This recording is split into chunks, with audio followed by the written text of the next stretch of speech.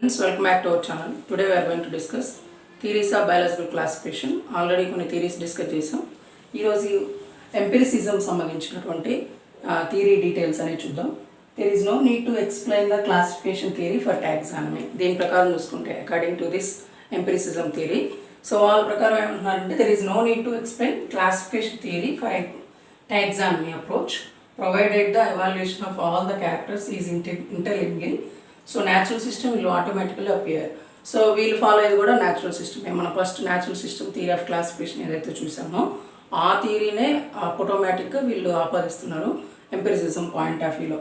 So ఇండివిజువల్స్ని వీళ్ళు ఇలా categorise చేసి 1 2 3 4 5 6 ఆ పాయింట్ ఆఫ్ వ్యూలో this theory is used to classification can be meaningless. Classification point of వ్యూలో వీళ్ళు పెద్దగా సపోర్ట్ చేయట్లేదు, కానీ it is not create theoretical function provides by Darwin. జనరల్గా సో డార్వినిజియన్ ఒపీనియన్స్ ఏవైతే ఉన్నాయో వాటి పాయింట్ ఆఫ్ వ్యూలో క్యారెక్టర్స్ని తీసుకొని వీళ్ళు క్లాసిఫికేషన్ అనేది చేస్తూ ఉన్నట్లుగా చెప్తున్నారు.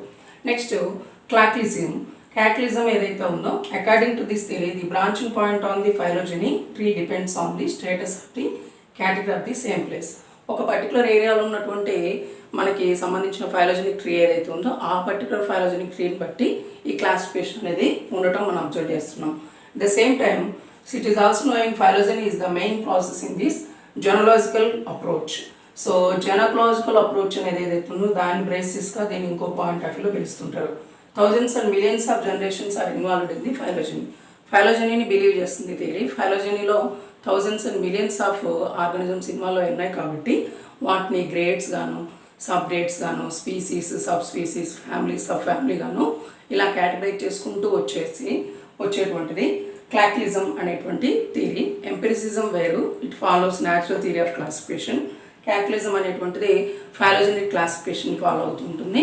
సో దీన్నే జెనలాజికల్ అప్రోచ్ అని కూడా అని చెప్తూ ఉంటారు. సో ఇలాంటి థియరీస్ అనేటువంటి థియరీస్ ఆఫ్ బయాలజికల్ క్లాసిఫికేషన్లో డిస్కస్ చేస్తూ ఉంటాం. Thank you for watching.